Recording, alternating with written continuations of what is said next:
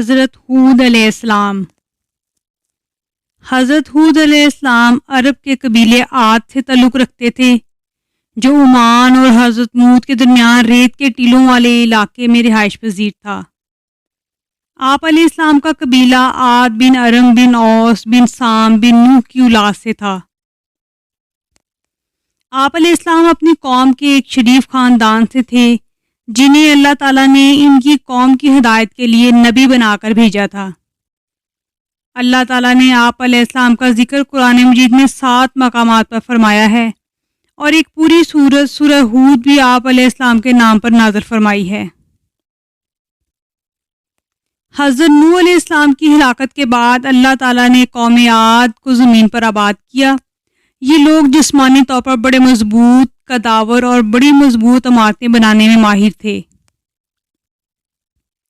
اللہ تعالیٰ نے انہیں خوب مال و دولت سے بھی نوازا تھا۔ قوم عاد اپنی جسمانی قوت کے غرور میں اتنی آگے بڑھی کہ اس نے اللہ تعالیٰ کو بھلا کر اپنے ہی ہاتھوں سے بنائے ہوئے بتوں اور معبودوں کو بنا کر ان کی عبادت شروع کر دی۔ ان کے 3 بڑے بت تھے جن کے نام سمد، سمود اور ہور تھے۔ قوم عاد کی گمراہی سے نکل کر ہدایت کی طرف لانے کے لیے اللہ تعالیٰ نے اس قوم کے ایک فرد حضرت ہود علیہ السلام کو نبی بنا کر ان کے پاس بھیجا۔ فرمان الہی ہے: اے نبی صلی اللہ علیہ وآلہ وسلم، کیا آپ نے نہیں دیکھا کہ آپ کے رب نے قوم عاد کے ساتھ کیا سلوک کیا؟ یعنی ارم کی اولاد کے ساتھ جو قد و قامت میں ستون جیسے تھے اور طاقت میں ان جیسے دنیا میں لوگ پیدا ہی نہیں کیے گئے۔ اور ایک اور جگہ ارشاد ہے: ہم نے قوم عاد کی طرف ان کے بھائی ہود علیہ السلام کو نبی بنا کر بھیجا۔ سورہ الاعراف آیت نمبر 65۔ پھر اس قوم نوح کے بعد ہم نے دوسری امت قوم عاد پیدا کی، پھر ہم نے انہی میں سے ایک رسول بھیجا۔ سورۃ المومنون آیت نمبر 31-32۔ حضرت ہود علیہ السلام نے نبوت ملنے کے بعد جب قوم کو شرک اور اللہ تعالیٰ کی نافرمانیاں کرتے دیکھا تو انہیں اللہ تعالیٰ کی نعمتیں یاد دلاتے ہوئے توحید کی تعلیم دی اور اللہ تعالیٰ کی نافرمانی سے بچنے کی تلقین فرمائی۔ فرمان الہی ہے: ہود علیہ السلام نے کہا، اے میری قوم، تم اللہ کی عبادت کرو، اس کے علاوہ تمہارا کوئی حقیقی معبود نہیں، کیا تم پرہیزگار نہیں بنو گے؟ سورہ الاعراف آیت نمبر 65۔ ہود علیہ السلام نے کہا، اے میری قوم، اللہ ہی کی عبادت کرو، اس کے علاوہ تمہارا کوئی معبود نہیں، تم تو صرف بہتان باندھ رہے ہو۔ اے میری قوم، میں تم سے اس تبلیغ پر کوئی اجرت نہیں مانگتا، میرا اجر تو اس اللہ کے ذمے ہے جس نے مجھے پیدا کیا، تو کیا پھر تم عقل سے کام نہیں لیتے ہو؟ جب عاد کے بھائی ہود نے ان سے کہا، کیا تمہیں اللہ کے عذاب کا خوف نہیں ہے؟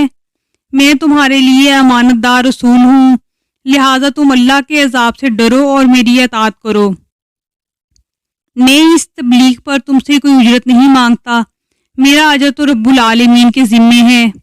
تمہیں کیا ہو گیا ہے کہ تم ہر اونچی جگہ پر بے فائدہ یادگار بنا ڈالتے ہو اور تم بڑی مضبوط عمارتیں بناتے ہو جیسے کہ تم ہمیشہ دنیا ہی میں رہو گے۔ جب تم کسی پر ہاتھ ڈالتے ہو تو شرکس ظالم بن کر ڈالتے ہو۔ تم اللہ کے عذاب سے ڈرو اور میری پیروی کرو، اس ذات سے ڈرو جس نے وہ سب کچھ تمہیں دیا جو تم جانتے ہی ہو۔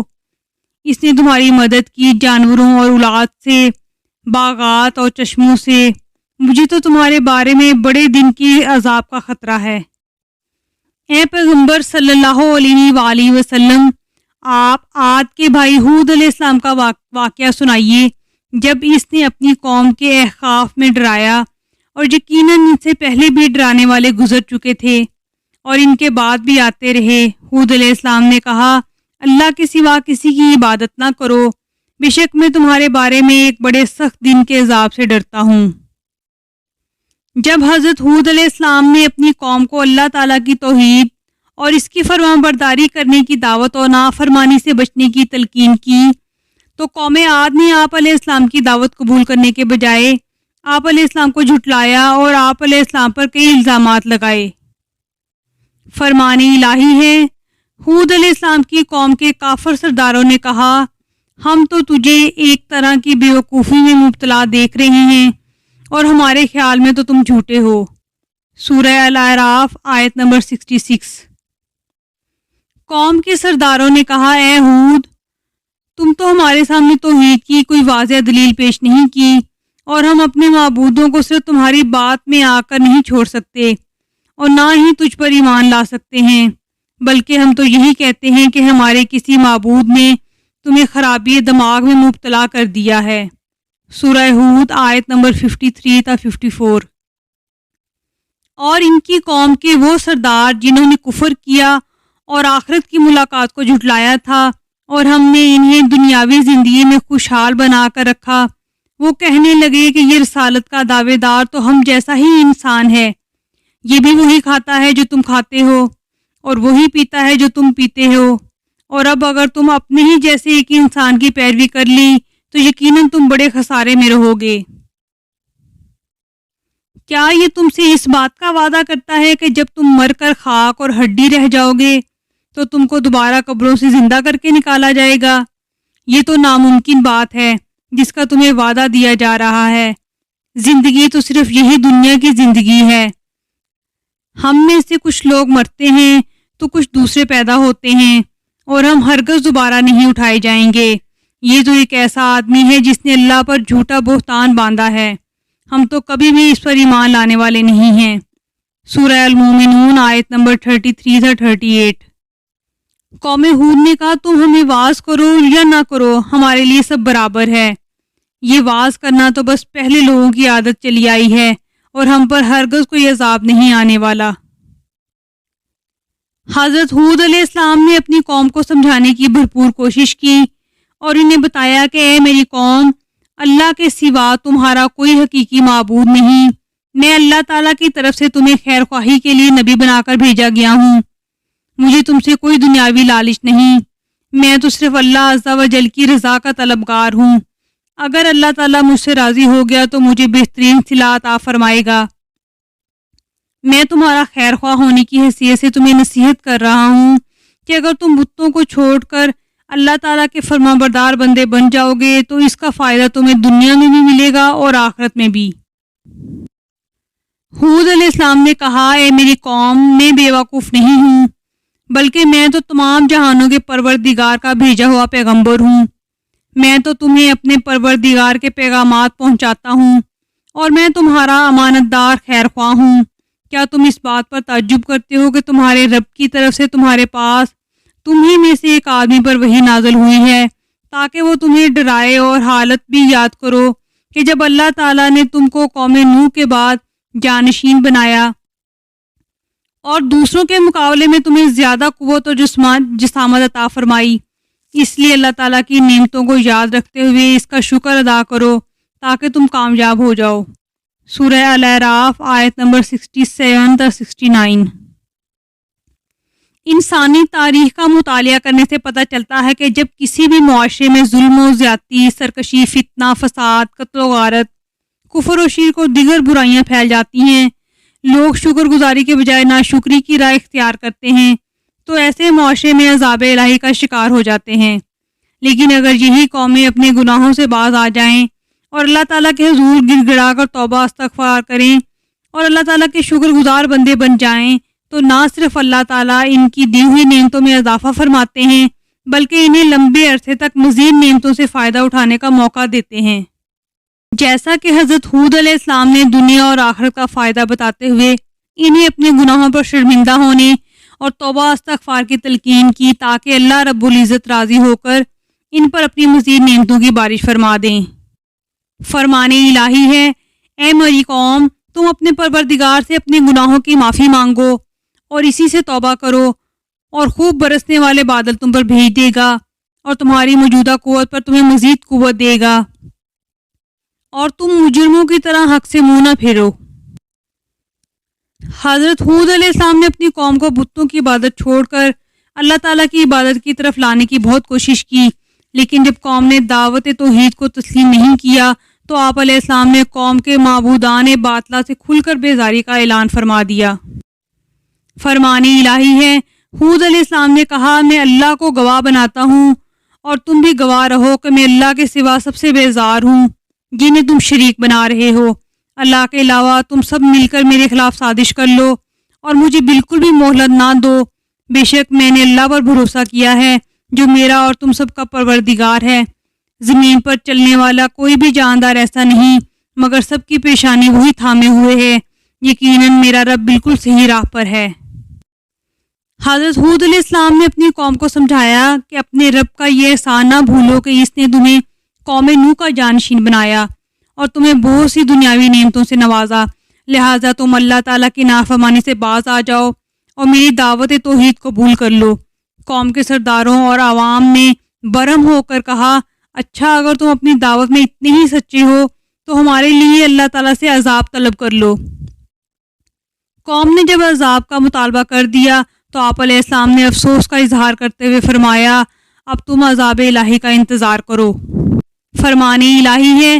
قوم عاد نے کہا کیا تم ہمارے پاس آئے ہو کہ ہم صرف اکیلے اللہ ہی کی عبادت کریں اور ہمارے باپ دادا جن کی عبادت کرتے تھے ان کو چھوڑ دیں؟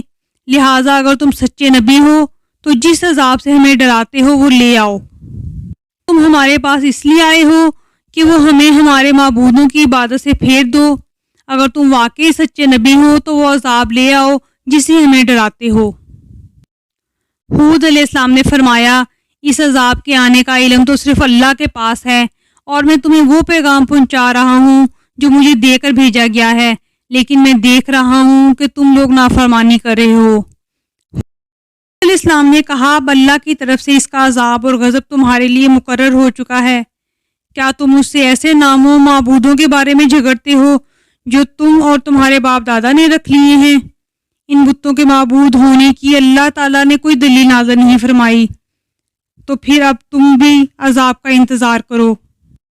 بے شک میں بھی تمہارے ساتھ تم پر عذاب آنے کا انتظار کرتا ہوں۔ جب ہود علیہ السلام نے اپنی قوم کو ہر اعتبار سے سمجھانے کی کوشش کی لیکن قوم نے بات کو سمجھنے کے بجائے آپ علیہ السلام کو جھٹلایا تو آپ علیہ السلام نے اللہ تعالیٰ سے مدد کی درخواست کر دی۔ فرمان الہی ہے۔ قوم عاد نے بھی رسولوں کو جھٹلایا جب ان کے بھائی ہود علیہ السلام نے ان سے کہا کیا تمہیں اللہ کے عذاب کا خوف نہیں ہے؟ ہود علیہ السلام نے دعا مانگی اے میرے رب ان لوگوں کے جھٹلانے پر آپ میری مدد فرمائیے۔ اللہ نے فرمایا بہت جلد یہ لوگ اپنے کیے پر پچھتائیں گے۔ جب حضرت السلام نے اپنی قوم کے خلاف مدد کی درخواست کی تو اللہ تعالیٰ نے فوراً آپ علیہ السلام کی درخواست قبول فرما لی اور قوم عاد پر سخت ترین عذاب ہولناک آندھی کی صورت میں نازل فرمایا جس سے آپ علیہ السلام کی قوم کے تمام نافرمان لوگ ہلاک ہو گئے۔ صرف مومن اللہ تعالیٰ کی رحمت سے عذاب الہی سے محفوظ رہے۔ فرمان الہی ہے۔ قوم عاد نے بھی حق کو جھٹلایا۔ دیکھ لو پس کیسا تھا میرا عذاب اور میری ڈرانے والی باتیں۔ بلا شبہ ہم نے ان پر ایک نحوست کے دن تیز و تند مسلسل چلنے والی ہوا بھیج دی جو لوگوں کو اٹھا اٹھا کر ایسے پھینک رہی تھی جیسے وہ جڑ سے اکھڑے ہوئے کھجور کے تنے ہوں۔ پس کیسا تھا میرا عذاب اور میرا ڈرانا۔ سخت تند و تیز آندھی سے ہلاک کر دی گئی۔ اللہ تعالیٰ نے اس آندھی کو ان پر 7 راتیں اور 8 دن تک مسلسل مسلط کیے رکھا۔